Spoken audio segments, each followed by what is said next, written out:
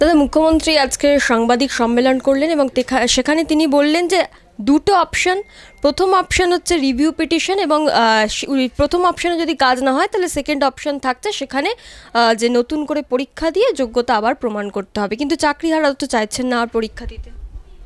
দেখুন, এটা উনি কে দেবেন? ওকে সুপ্রিম কোর্ট অলরেডি নির্দেশ দিয়েছেন, ওনাকে সেটা মানতে হবে। উনি দুর্নীতি করেছেন বলে আজকে এই পরিস্থিতি তৈরি হয়েছে। এই অঙ্কিতার চাকরি কী করে হয়েছিল? অঙ্কিতার বাবাকে 2019 সালে দলে নিয়েছিল তৃণমূল কংগ্রেসে, আর অঙ্কিতাকে সেই সময় মমতা ব্যানার্জি 1 নম্বরে তুলে দিয়েছিল। পরবর্তীতে সেই সময় অঙ্কিতার বাবা ভোটে হেরে গেছিল, লোকসভা ভোটে। পরবর্তীতে সেই অঙ্কিতার বাবাকেই মমতা ব্যানার্জি এমএলএ বানিয়ে শিক্ষা দপ্তরেরই রাষ্ট্রমন্ত্রী বানিয়েছিলেন, কারণ দুর্নীতিরা ভালো বোঝে, শিক্ষার দুর্নীতিরা। সেই জন্য উনি শিক্ষা দপ্তরেরই রাষ্ট্রমন্ত্রী বানিয়েছিলেন। পরবর্তীতে আদালতের নির্দেশে আমারই করার মামলার পক্ষেতে তাকে ওই খুঁজে খুঁজে টেনে চাপছে, ট্রেন থেকে হাওয়া হয়ে যাচ্ছে, আপনারাই দেখাচ্ছিলেন। আরেকটা বিষয়, অঙ্কিতার চাকরি চলে গেছে।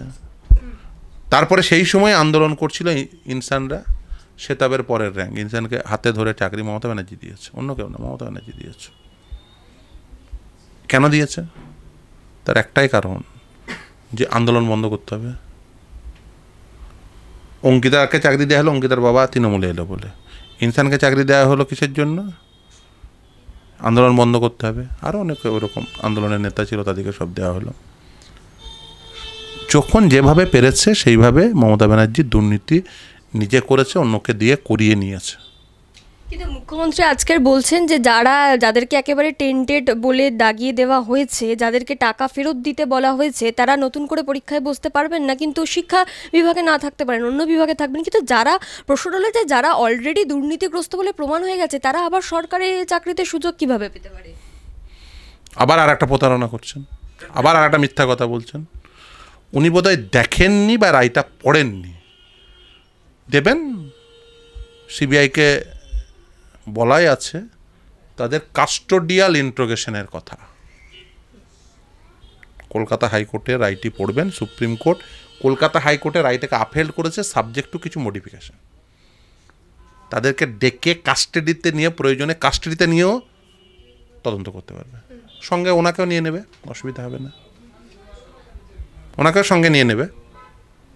উনি এমনি যেতেন, শুধুমাত্র ওই যে আজকে ফেসবুক বলতে গিয়ে ফেস টাইম বলে ফেলেছে। দেখবেন, এত বেশি দিল্লিতে ফেস টাইম করলে তো ফেস টাইমই আসবে ফেসবুকের জায়গায়। প্রতিদিন সন্ধ্যার পরে ফেস টাইম। দাদা বাঁচিয়েন, এই ওয়াকআপটা বন্ধ কর আন্দোলন। দেখেন, বলে দিয়েছে ওয়াকআপ আন্দোলন হবে না, দিল্লিতে হবে। আম্বানি আদানিকে সম্পদ দিতে হবে, ওয়াকআপ আন্দোলন যেন না হয়। হ্যাঁ দাদা, আপনার পায়ে পড়ছি, আপনি যা বলবেন তাই মানবো। আপনি বলে দিয়েছেন ওয়াকআপ আন্দোলন হবে না, গোটা রাজ্যে কাউকে ওয়াকআপ আন্দোলন করতে দেবো না। শুধুমাত্র আমাকে আর আমার পরিবারের লোকজনকে জেলে পাঠাবেন না। এই জন্য ফেসবুক লিখতে গিয়ে ফেসবুক বলতে গিয়ে ফেস টাইম বলে ফেলছে। সন্ধ্যার পরে তো ফেস টাইমের উপরেই উনি এখন জেলের বাইরে আছেন। ওনার জেলে বাইরে থাকার একটাই মাধ্যম, সেটা হচ্ছে ফেস টাইম। কলকাতা থেকে দিল্লির ফেস টাইম। আমরা সব খবর পাই, চিন্তা নেই, সব খবর পাই। কাকে ফেস টাইম, কার পায়ে ধরছেন, দাদা বাঁচান, এ তো সব ফিরদৌস শামীম, বিকাশ ভট্টাচার্য সব সত্য কথা বলে দিয়েছে, সব তো উন্মোচন করে দিয়েছে। এই তো অঙ্কিতা অধিকারীর বাবাকে ডেকে নিয়েছে, দলে ঢুকিয়ে তাকে চাকরি দিয়েছে। এ তো এক মামলাতে মমতা ব্যানার্জি জেলে। কিন্তু ওই ফেস টাইম পায়ে ধরা, ফেস টাইমে পায়ে ধরা, তারপরে আম পাঠাবে, তারপরে শাল পাঠাবে। ফেস টাইমের পায়ে ধরা হচ্ছে জেল না যাওয়ার কারণ। বুঝতে পেরেছেন? মুখ্যমন্ত্রী বলছেন যে আপনাদের এত ভয় কিসের, আপনারা ভয় যে পাচ্ছে সকাল শুধুমাত্র দুদিন বললেন না যে ফেস টাইমের কলটা করতে হবে না।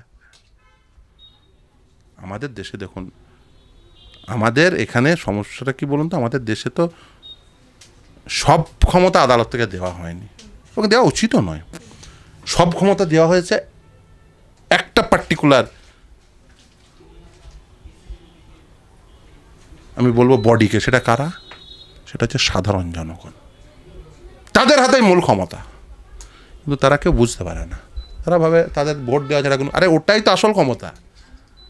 তুমি বোতাম টিপে নির্বাচন করছো নরেন্দ্র মোদীকে আর মমতা ব্যানার্জিকে, রাতের বেলায় ফেস টাইম হয়ে যাবে,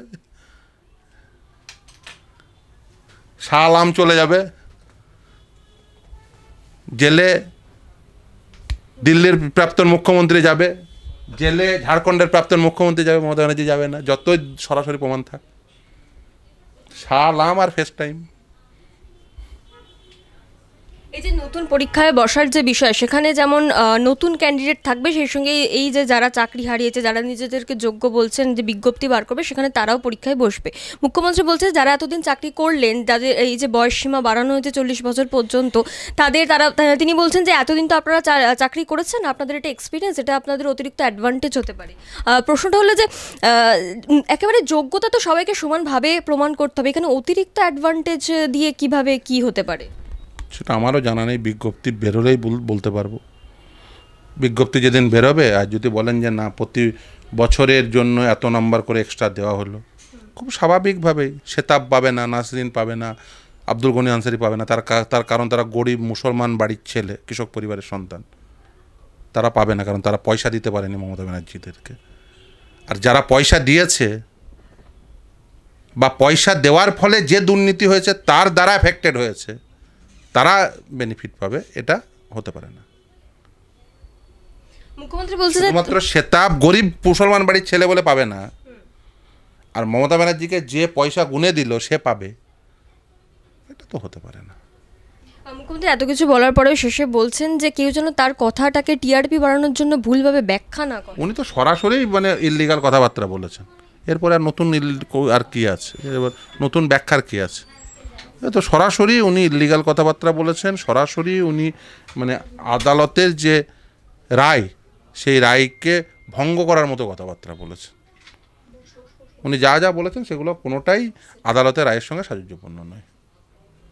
তার মানে এখান থেকে কি প্রমাণ হয়ে যাচ্ছে যে এই যে যারা যোগ্য চাকরিহারা শিক্ষক যারা আন্দোলন করছেন, তারা যে বারংবার পরীক্ষা দেবেন না বলছেন, শেষ পর্যন্ত কি তাদেরকে তাহলে পরীক্ষা দিয়ে আবার যোগ্যতা প্রমাণ তো অনেকদিন আগেই আদালত রায় দিয়েছে, এটা নতুন করে বলার কিছু। মুখ্যমন্ত্রী তো বলছেন তিনি থাকতে পারেন। মুখ্যমন্ত্রী তো মিথ্যা কথাই বলেন, সত্য কথা বলেন কবে? দুর্ভাগ্য হলেও সত্য, সততার প্রতীক নয়, মিথ্যার প্রতীক হিসেবে মমতা ব্যানার্জিকে এখন দেখতে হবে। মিথ্যা কথাই বলে, একজনেরও চাকরি যাবে না, সকলের চাকরি চলে গেছে। কিন্তু এখন তো তিনি আবার আইনের কথা বলছেন, মানে ওনার নেতাজি ইন্ডোরে দাঁড়িয়ে। ও জানি কি করে আইন ওকে শিখিয়ে দিতে হবে, ও প্রতিদিন নতুন নতুন ফন্দি ভিকি আনবে। এখন জনগণকে বুঝতে হবে কাকে আপনি মুখ্যমন্ত্রী করবেন, মমতা ব্যানার্জিকে নাকি বুদ্ধদেব ভট্টাচার্যদের মতো মানুষকে। এবার জনগণ বুঝবে।